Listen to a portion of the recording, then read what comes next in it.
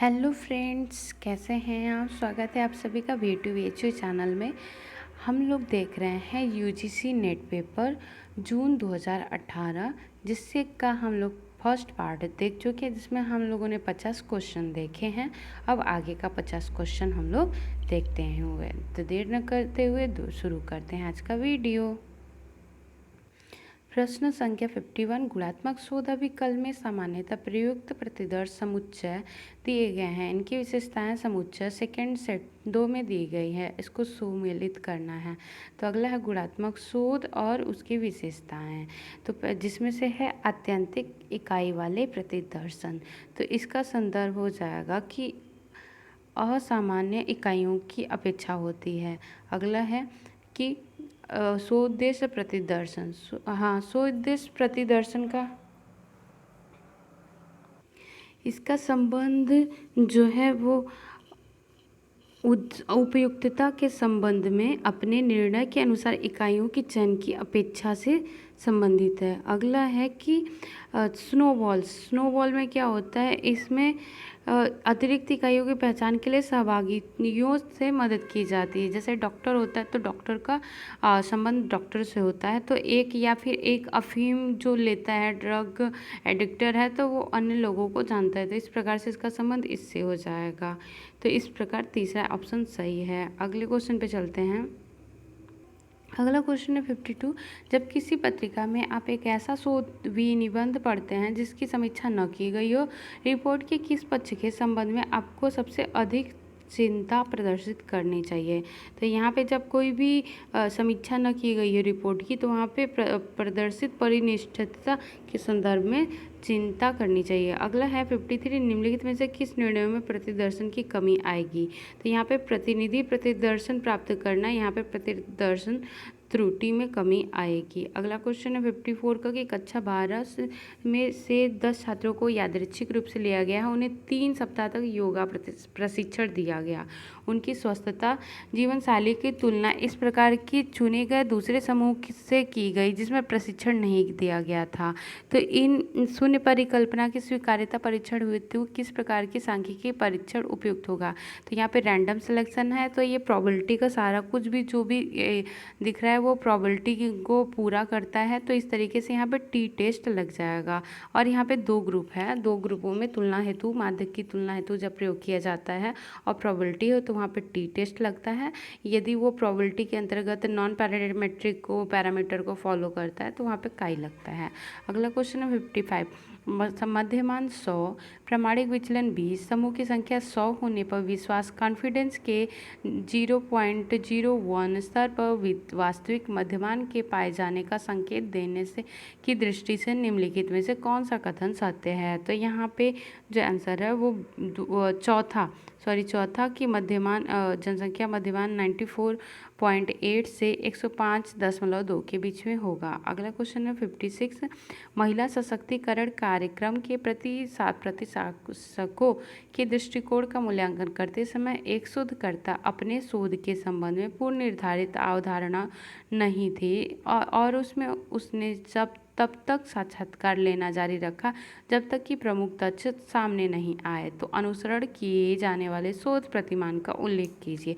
तो यहाँ पे जमीनी या आधारभूत ग्राउंडेड थ्योरी जो है वो लागू हो रही है। अगला क्वेश्चन 57 क्वेश्चन नंबर कि शिक्षण विज्ञान की दृष्टि से अधिक महत्वपूर्ण समुच्चय सेट का निर्धारण करने के लिए एक शोधकर्ता पाठ्यचर्या सामग्री के 2 समुच्चयों की तुलना करता है। अध्ययन में निम्नलिखित में से कौन सा कारक त्रुटि के स्रोत के रूप में काम कर सकता है। तो यहाँ पे पाठ्यक्रम के चयन में पूर्वाग्रह जो होते हैं, बायसनेस जहाँ आएगी वहाँ पे त्रुटि आनी संभव है। तो इसलिए इसका ऑप्शन दूसरा सही हो जाएगा। अगला क्वेश्चन है कि किसी समूह विशेष के छात्र बच्चों के विशेषताओं को उजागर करने के उद्देश्य से निम्नलिखित में से किस पर प्राथमिक स्रोत के रूप में विचार किया जा सकता है। तो इसका ऑप्शन तीसरा सही हो जाएगा। आत्म विमोह से युक्त बालकों और वाले समूह के व्यक्तियों से संबंधित अध्ययन के निष्कर्ष पर। ये आप ज़्यादा प्राथमिक स्रोत के रूप में हो सकता है। अगला क्वेश्चन है 59। एक अध्यापक स्कूली पाठ्यक्रम में सहभागियों के लिए सामाजिक रूप से स्वीकार्य व्यवहार को मापने का एक परीक्षण टेस्ट तैयार करता है। इसके लिए किस प्रकार की विश्वसनीयता महत्वपूर्ण मानी जाएगी? तो यहाँ पे ये अंतर्निर्धारित विश्वसनीयता महत्वपूर्ण मानी जाएगी। अगला क्वेश्चन है कि दिए गए सेट को मिलाना है।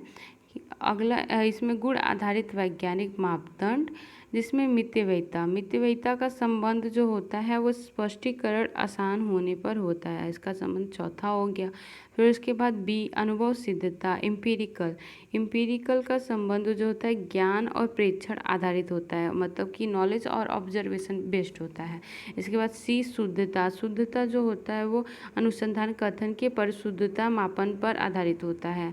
और डी वस्तुनिष्ठता, तो वस्तुनिष्ठता का संबंध जो होता है वो इसमें बायसनेस नहीं होती, तो इसलिए इसका दूसरा सही हो जाएगा। अगला क्वेश्चन है 61 निम्नलिखित में से किसके अंतर्गत हमारे संविधान द्वारा प्राथमिक शिक्षा के स्तर पर निःशुल्क एवं अनिवार्य शिक्षा का अधिकार सुनिश्चित किया गया? तो ये हमारा 2002 में अनुच्छेद 21 का क से संबंधित होता है। अगला क्वेश्चन है 62। निम्नलिखित में से कौन सा कारक भारत में प्रारंभिक शिक्षा के सार्वभौमिकरण के लक्ष्य को प्राप्त करने में बाधा उत्पन्न करते थे? तो यहाँ पे जो है माता पिता की गरीबी और इसके साथ माता पिता की गरीबी है, संबंधित प्रावधानों की ढिलाई है, और इसके बाद शिक्षकों की और माता पिता की मानसिकता, इसके साथ ही शिक्षकों की कमी, ये महत्वपूर्ण तथ्य है, तो दूसरा सही हो जाएगा। अगला क्वेश्चन है निम्नलिखित में से कौन सा विशेषताएं यूएसए के कम्युनिटी कॉलेज के प्रकार्य को दर्शाती है?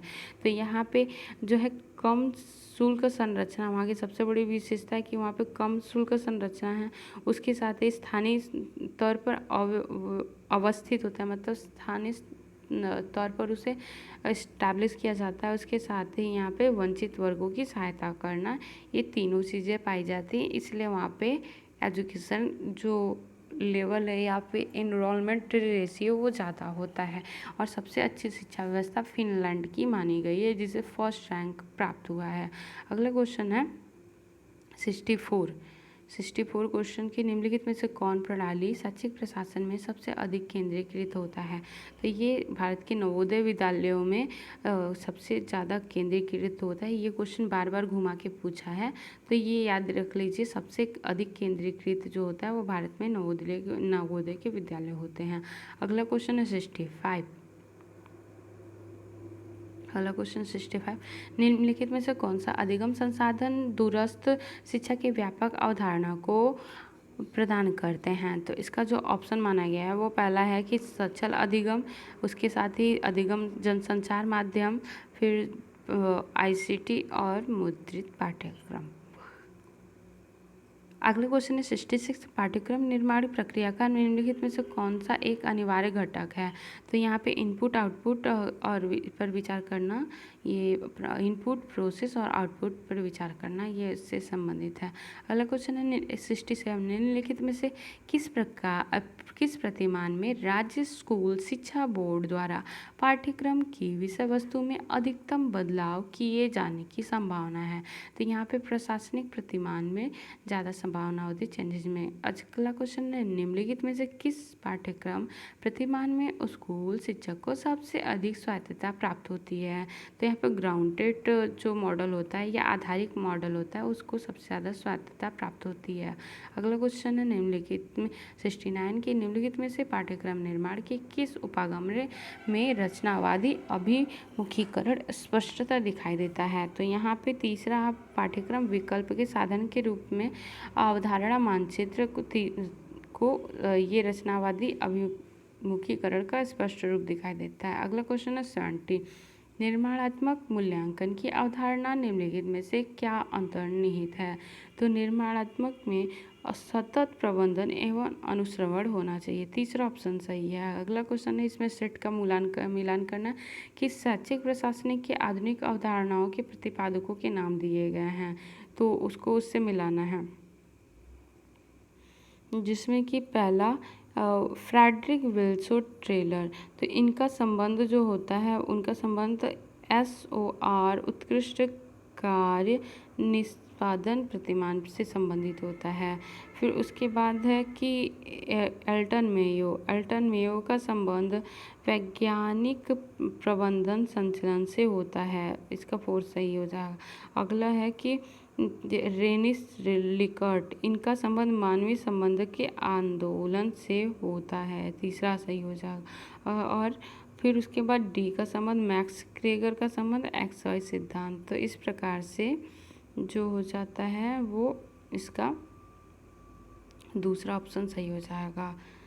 अगला क्वेश्चन पे जाते हैं हम लोग। 72 निम्नलिखित में से विशेषताओं का समुच्चय नौकरशाही प्रशासन के सही तरीकों से परिभाषित की गई है। तो इसमें से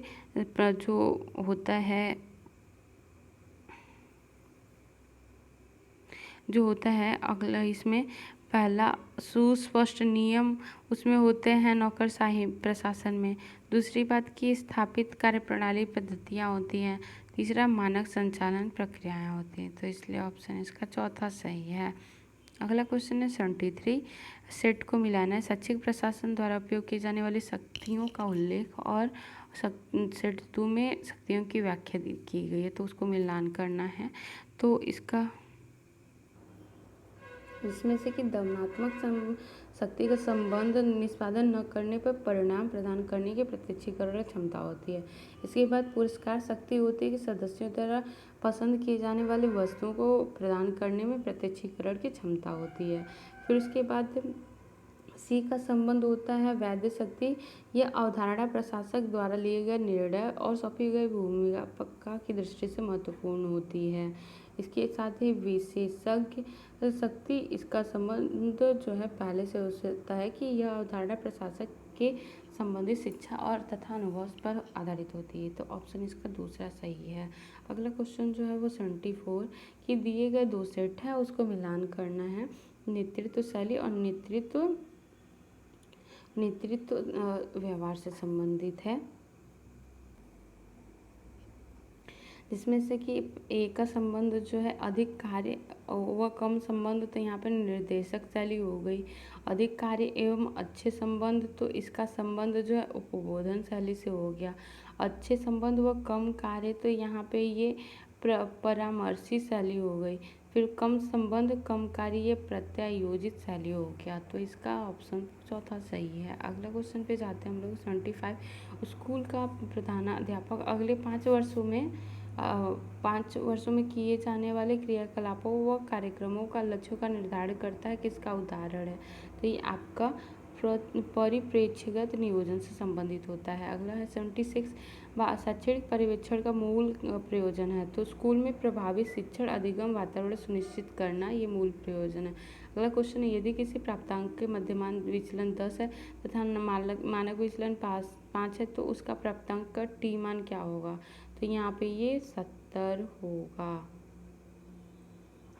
अगला क्वेश्चन है यहाँ पे कि परीक्षण के प्रकार और उनका विवरण, तो इसमें से इसका मिलान करना है। जिसमें कि ए का संबंध मानकीकृत परीक्षण का संबंध जो होता है वो वैज्ञानिक विशेषज्ञों द्वारा तैयार किया गया वस्तुनिष्ठ विधि का प्रयोग करते हुए लागू किया जाता है और प्राप्तांक लिए जाते हैं मानकीकृत में। और उसके बाद है मानक संदर्भित परीक्षण, तो इसका संबंध व्यक्तियों की सापेक्षिक स्थिति की तुलना करने के लिए किया जाता है। इसके बाद है डायग्नोस्टिक परीक्षण। डायग्नोस्टिक परीक्षण में क्या होता है कि आगे सहायता के लिए छात्रों को मजबूत और कमजोर पक्षों का विश्लेषण किया जाता है। डी का संबंध जो है निकट संदर्भित, ये मानक के अनुसार प्राप्त अंकों की तुलना करना होता है। तो इसलिए इसका दूसरा ऑप्शन सही हो जाएगा। अगला क्वेश्चन है 79 एक बहुविकल्पीय परीक्षण में 50 प्रश्न दिए गए हैं। इन प्रश्नों की कठिनाई स्तर के मानों में बहुत कम अंतर है, जिसका औसत मान 0.48 है। जब छात्रों के समूहों को यह परीक्षण दिया जाता है तो उसका प्रसरण 81 प्राप्त होता है। तो परीक्षण का विश्वसनीयता गुणांक क्या होगा? तो ये इसका विश्वसनीयता गुणांक 0.86 होगा। किसी परीक्षण पे एक छात्र का प्रतिशत रैंक 67 है, इसका अर्थ क्या है? तो इसका अर्थ होता है कि 67 छात्रों ने उसके अंकों से कम अंक प्राप्त किए हैं। अगले क्वेश्चन पे हम लोग चलते हैं। एक परीक्षण में 20 प्रश्न दिए गए हैं जिसकी विश्वसनीयता 0.60 है। यदि उनमें इसी प्रकार का 80 प्रश्न और शामिल कर लिया जाए तो उनकी नवीन विश्वसनीयता गुणांक क्या होगा? तो उसका 88 गुणांक हो जाएगा। अगला क्वेश्चन है कि निम्नलिखित में से कौन सा पद अभिक्षमता के पद के सबसे अधिक निकट है? तो ये आपका अंतःशक्ति इससे संबंधित है। अगला क्वेश्चन है कि दिए गए निम्नलिखित सूचनाओं को कथनों को पहचान कीजिए जिसका शिक्षण के अंतःक्रिया विश्लेषण से है संबंध। नीचे दिए गए कूट की सहायता से उत्तर दीजिए। तो यहाँ पे अंतःक्रिया विश्लेषण से बात की जाती है, तो इसमें ऑप्शन जो है बी, शिक्षक अधिगम संबंधी कार्यों का आयोजन करता है तथा उसका निरीक्षण करता है। उसके बाद सी, योजनाबद्ध पुनरावृत्ति होती है। और ई, शिक्षक विद्यार्थियों को अधिकतम कार्यसंगत न्यूनतम कार्यसंगत रखा जाता है। ऑप्शन इसका पहला सही है। अगला क्वेश्चन है 84, अभिक्रमित अधिगम के संदर्भ में किसे अनुकूलन अभिक्रम का प्रस्तावक कहा गया है? तो इसमें क्रोडक जो है वो उसको माना गया है, तो इसलिए इसका ऑप्शन तीसरा सही हो जाएगा।